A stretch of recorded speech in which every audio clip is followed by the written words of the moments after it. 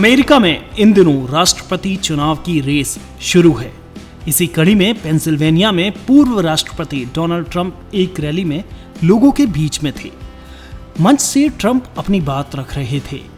Rally में मौजूद समर्थकों में भी जोश था, लेकिन तभी अचानक कुछ ऐसा हुआ कि हर तरफ अफरा तफरी मच गई।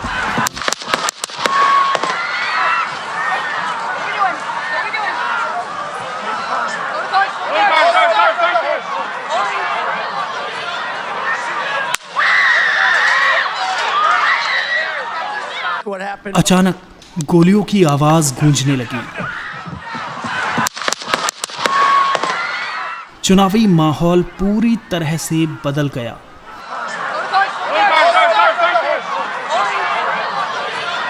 जो नजारा दिखा उसने न सिर्फ अमेरिका बल्कि पूरी दुनिया को दहला दिया।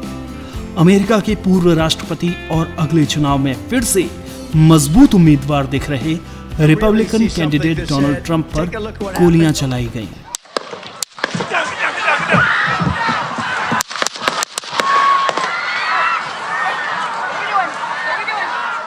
गोली ट्रंप के दाहिने कान में लगी और कान के ऊपरी हिस्से को छेदते हुए पार हो गई।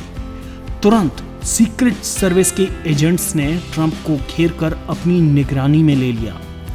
पूरी दुनिया ने खून से लथपथ ट्रंप के चेहरे की तस्वीर देखी। फायरिंग के ठीक बाद जब ट्रंप को घेरकर सीक्रेट सर्विस के एजेंट ले जा रहे थे, तब खून से लथपथ चेहरे के साथ ट्रंप ने मुट्ठी बंद करके जनता को चुनावों में और मजबूती से लड़ने का संदेश दिया। ट्रंप भले ही इस हमले में सुरक्षित बच गए, लेकिन FBI ने इस हमले को कत्ल की कोशिश के रूप में घोषित किया है। इस हमले के बाद एक तरफ जहां सीक्रेट सर्विस की सुरक्षा पर सवाल खड़े हो रहे हैं, तो वहीं अमेरिकी गन कंट्रोल की फिर से मांग तेज हो रही है। ऐसा हो भी क्यों ना, अमेरिका में सियासी हिंसा का एक लंबा इतिहास रहा है। अब तक 4 अमेरिकी राष्ट्रपतियों की हत्या हो चुकी है, तो 2 दर्जन से ज्यादा बड़े नेताओं पर जानलेवा हमले हो चुके हैं। अब सवाल उठ रहा है कि क्या इन हमलों से नवंबर में होने वाले राष्ट्रपति चुनाव का रुख बदल जाएगा? क्या बाइडेन के मुकाबले ट्रंप के समर्थन में तेजी से बढ़ोतरी होगी? क्या अमेरिका में ट्रंप के पक्ष में नई लहर चल पड़ेगी?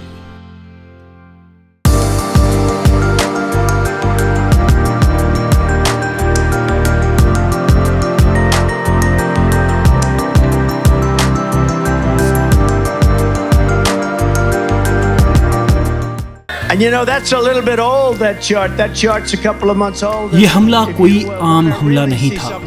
ये दुनिया के सबसे पुराने लोकतंत्र कहे जाने वाले अमेरिका के चुनाव के दौरान हुआ है।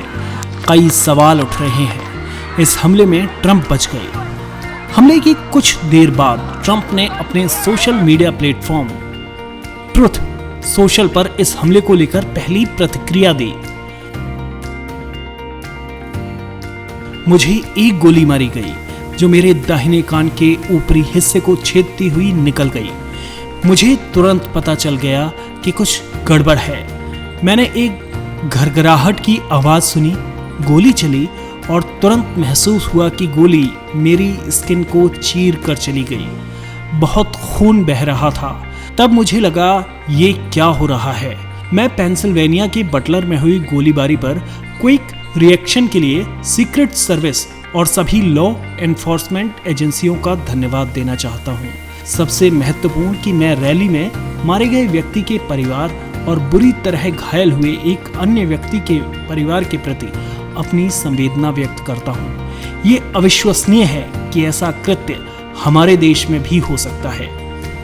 बंदूकधारी ने जिस इमारत से गोलीबारी की थी, वह रैली वाली बटलर फार्म शो ग्राउंड से सटी हुई है और दोनों के बीच केवल कटीले तार की बाड़ लगी हुई है। ट्रंप पर गोली चलते ही तुरंत सुरक्षा बलों ने एक्शन लिया और शूटर को मार गिराया है। उसकी पहचान थॉमस मैथ्यू क्रुक्स के रूप में हुई है। उसकी उम्र 20 साल है। वो रैली स्थल बटलर से 70 किलोमीटर दूर स्थित बेथल पार्क का रहने वाला था, जो पेंसिल्वेनिया में ही पड़ता है। क्रुक्स ने 2022 में बेथल पार्क हाई स्कूल से ग्रेजुएशन किया था।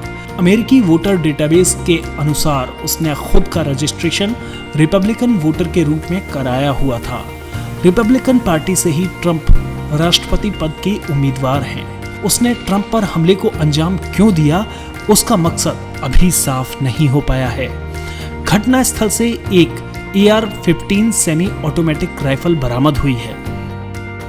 ट्रंप पर हुए इस जानलेवा हमले की हर राजनीतिक दल और नेताओं ने आलोचना की है और सुरक्षा को पुख्ता करने की मांग की है।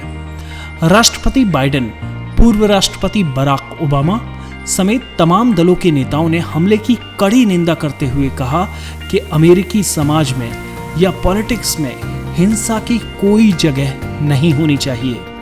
विपक्षी दल यानी ट्रंप की पार्टी ने सुरक्षा व्यवस्था पर सवाल खड़े किए हैं।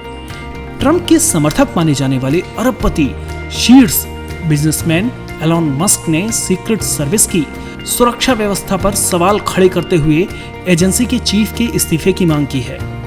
नवंबर में होने वाले अमेरिकी राष्ट्रपति चुनाव में अब बस 100 दिन का ही वक्त बचा है।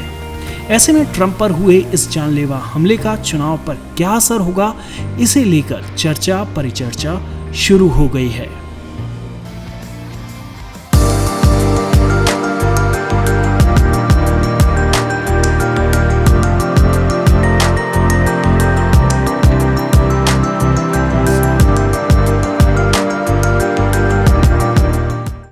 इस हमले ने अमेरिका में सुरक्षा व्यवस्था को लेकर सवाल खड़े कर दिए हैं। इसके साथ ही सीक्रेट सर्विस की सुरक्षा व्यवस्था पर भी सवाल खड़े होना शुरू हो गए हैं कि आखिर कैसे ट्रंप जैसे अहम नेताओं के सभा स्थल के 200 मीटर के अंदर इमारत कैसे सुरक्षा एजेंसियों के दायरे में नहीं आई और एक बंदूकधारी आराम से छत पर आकर सीधे ट्रंप पर निशाना साध सका।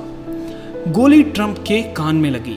1-2 इंच भी निशाना इधर उधर हुआ होता तो ये ट्रंप के लिए जानलेवा साबित हो सकता था। अमेरिका में अगर सियासत और हिंसा के कनेक्शन के इतिहास को देखें तो एक लंबा काला अध्याय दिखता है। अमेरिका में राष्ट्रपतियों, निर्वाचित राष्ट्रपतियों और उम्मीदवारों के खिलाफ अलग अलग मौकों पर 15 बार हमले किए गए।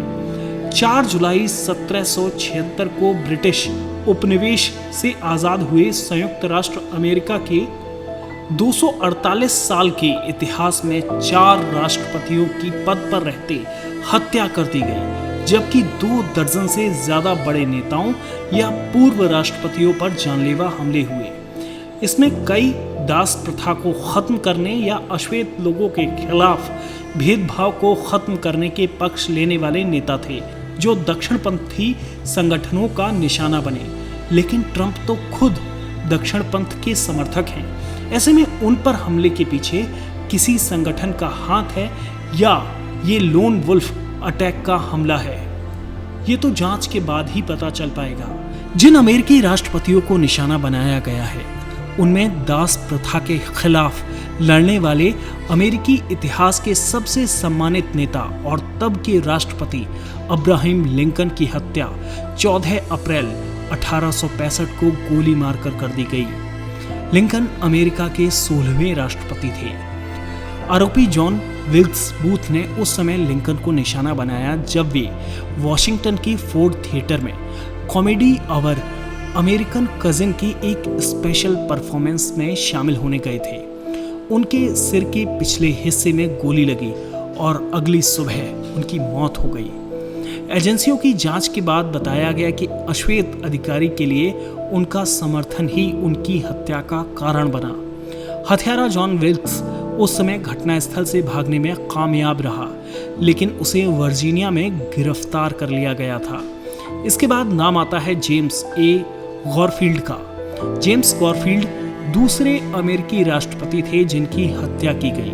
2 जुलाई 1881 को वॉशिंगटन में उन्हें गोली मार दी गई थी जब वे न्यू इंग्लैंड जाने वाली ट्रेन पकड़ने की कोशिश में ट्रेन स्टेशन से गुजर रहे थे।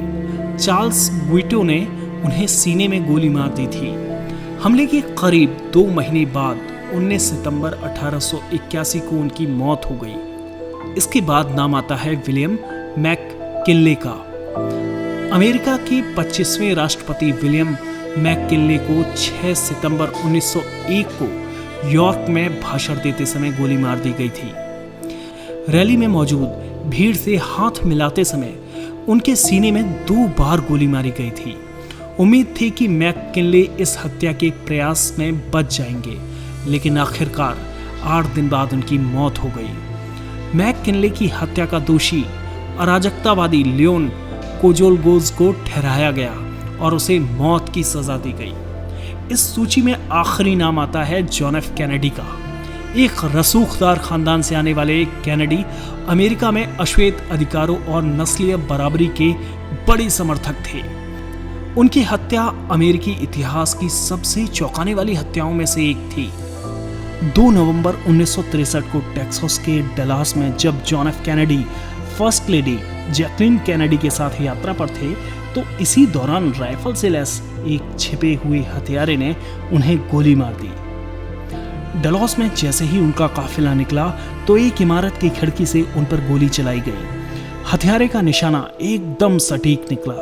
कैनेडी को पॉकलैंड मेमोरियल अस्पताल ले जाया गया, जहां कुछ देर बाद उनकी मौत हो गई। इन 4 हत्याओं के अलावा कई टॉप नेताओं पर जानलेवा हमले हुए, लेकिन हमलावर अपने मकसद में कामयाब नहीं हो सके। हमले में बच गए राष्ट्रपतियों में गेरोल्ड फोर्ड हैं। उन पर 1975 में 2 बार हमला हुआ। रोनाल्ड डब्ल्यू रीगन पर 1981 में जानलेवा गोलीबारी की गई। बिल क्लिंटन पर 1994 में व्हाइट हाउस में गोलीबारी की गई थी और जॉर्ज डब्ल्यू बुश पर 2005 में एक कार्यक्रम के दौरान एक हमलावर ने ग्रेनेड फेंका था जो फटा नहीं था। इसके अलावा एक चुनावी अभियान के दौरान 1912 में अमेरिका के पूर्व राष्ट्रपति फ्रैंकलिन डी रूजवेल्ट पर भी हमला हुआ। 14 अक्टूबर 1912 को मिलवॉकी में भाषण देते समय उन्हें गोली मार दी गई, लेकिन फिर भी उन्होंने चुनावी भाषण जारी रखा। हालांकि बाद में वो चुनाव हार गए।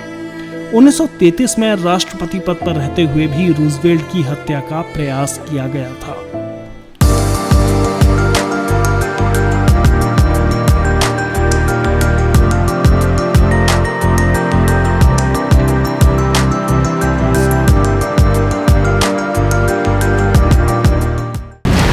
अमेरिका में किसी अनजान व्यक्ति के द्वारा अचानक सार्वजनिक जगह पर गोलीबारी करने की घटना नई नहीं है। हाल ही में ऐसा एक प्राइमरी स्कूल में हुआ है। इस तरह की घटना को अंजाम देने वाला ना तो आतंकवादी होते हैं, ना ही किसी विशेष सामूहिक मकसद के लिए लड़ने वाले होते हैं। जिस ताज़ा घटना ने ध्यान खींचा वो टेक्सास के एक प्राथमिक स्कूल में हुई थी। इस घटना में एक बंदूकधारी ने ताबड़तोड़ फायरिंग की, जिसमें 2 शिक्षक और 19 छात्र मारे गए। इस घटना ने अमेरिका की सशक्त गन लॉबी की ओर लोगों का एक बार फिर ध्यान खींचा। इस घटना ने एक बार फिर से सवाल उठाए हैं कि आखिर अमेरिका में एक बंदूक हासिल करना अन्य रोजमर्रा की चीज़ों को खरीदने जितना आसान क्यों है। वहीं इस मामले में राजनीति भी शुरू हो गई है। डेमोक्रेट अधिकारियों ने रिपब्लिकन कानून निर्माताओं पर आरोप लगाया है कि वे राष्ट्रीय बंदूक सुधारों के लिए हो रहे प्रयासों को रोककर प्रभावशाली गन लॉबी का समर्थन कर रहे हैं। गन कल्चर के खिलाफ आवाज उठी है। इसको लेकर अमेरिकी राष्ट्रपति जो बाइडेन भी आवाज उठा चुके हैं। उन्होंने कहा कि भगवान के लिए हम कब गन लॉबी के खिलाफ खड़े होंगे। इसी तरह की घटना साल 2012 में कनेक्टिकट के न्यू टाउन में सैंडी हुक एलिमेंट्री स्कूल में भी हुई थी, जिसमें 6 वयस्कों के साथ 20 बच्चे मारे गए थे। तब तत्कालीन राष्ट्रपति बराक ओबामा ने कहा था कि अमेरिका पंगु हो गया है, डर से नहीं बल्कि गन लॉबी से, और एक राजनीतिक पार्टी ने इस पर किसी तरह की कार्रवाई करने की इच्छा नहीं जताई है जिससे ऐसे हादसों को रोका जा सके। अब ऐसे में सवाल उठता है कि क्या ये गन लॉबी इतनी मजबूत है। इस तरह के कई बयान आज गन लॉबी के खिलाफ आ चुके हैं। अमेरिका में गन लॉबी उन सभी प्रयासों के लिए एक वृहद शब्द के तौर पर किया जाता है जो हथियारों पर राज्य और देश की नीतियों को प्रभावित करते हैं। इसमें बंदूक नियंत्रण उपायों का विरोध करने वाले उम्मीदवारों का समर्थन करना सबसे प्रमुख माना जाता है। गन लॉबी में कानून निर्माताओं के योगदान के साथ चुने गए अधिकारियों का स्वतंत्र समर्थन, लोगों में जनमत को प्रभावित करने के लिए अभियान आदि शामिल हैं। इस तरह की लॉबिंग अमेरिकी चुनाव में वित्तीय कानून को प्रभावित करती दिखी है। यहाँ तक कि एंटी गन कंट्रोल लॉबिंग समूह, जिसमें नेशनल राइफल एसोसिएशन प्रमुख है, कुछ समूह गन लॉबी के खिलाफ भी हैं। एनआरए और उसके जैसे दूसरे समूह प्रायः खुद को नागरिक अधिकार संरक्षक के तौर पर पेश करते हैं और अमेरिकी संविधान के दूसरे संशोधन का हवाला देते हैं जो लोगों को हथियार रखने का अधिकार देता है। वहीं गिफोर्ड संगठन जैसे बंदूक नियंत्रण समूह एनआरए के लॉबिंग करने वालों पर केवल बंदूक बेचने के लक्ष्य पर ही ध्यान केंद्रित करने का आरोप लगाते हैं। इस तरह के आरोप गन लॉबी पर लंबे समय से लग रहे हैं। गन लॉबी का अमेरिका में प्रभाव इस बात से समझा जा सकता है कि एनआरए खुद का ग्रेडिंग सिस्टम है जो राजनेताओं के लिए है और वो अपनी रुचि के अनुसार प्रचार अभियानों का समर्थन करता है।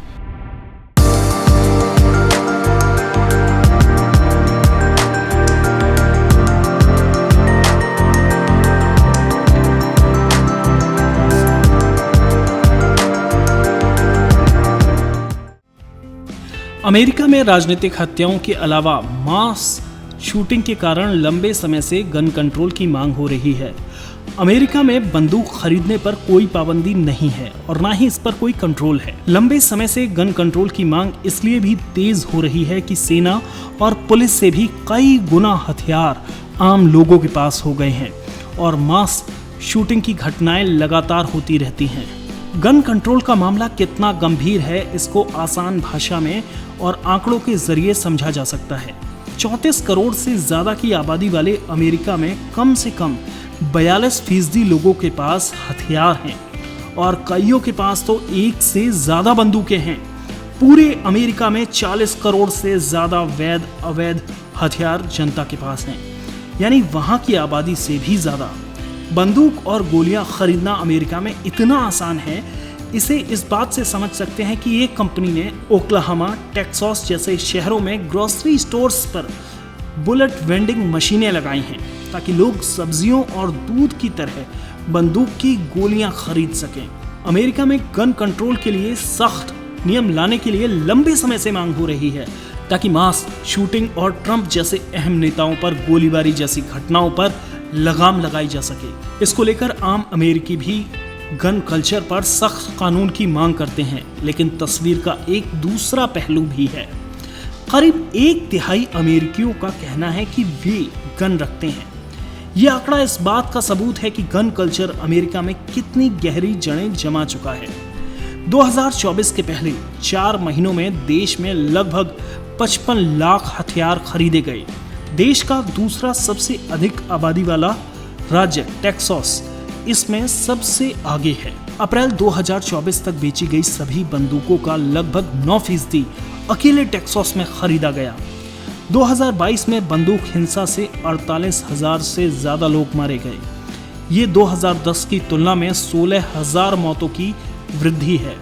साथ ही बंदूक से संबंधित आत्महत्याओं में 20% तक का इजाफा हुआ है, जिसमें युवाओं की मौतों में चौंकाने वाली वृद्धि शामिल है। अमेरिका में बंदूक खरीदने की न्यूनतम आयु सीमा निर्धारित है। द गन कंट्रोल एक्ट 1968 कहता है कि राइफल या कोई भी छोटा हथियार खरीदने के लिए उम्र कम से कम 18 साल होनी चाहिए। दूसरे हथियार मसलन हैंडगन खरीदने के लिए 21 साल की उम्र होनी चाहिए। नियम ये कहता है कि अमेरिका में कोई राज्य आयु सीमा को बढ़ा सकता है, हालांकि उम्र घटाने की उन्हें इजाजत नहीं है। अमेरिका में गोलीबारी की घटनाओं के मद्देनजर बंदूक रखने के नियमों को सख्त बनाए जाने की मांग की जाती रही है, लेकिन गन कल्चर के समर्थकों का एक बड़ा तबका ऐसा है जो मानता है कि बंदूक रखने पर रोक लगाए जाने से उनकी सुरक्षा को खतरा पैदा हो जाएगा।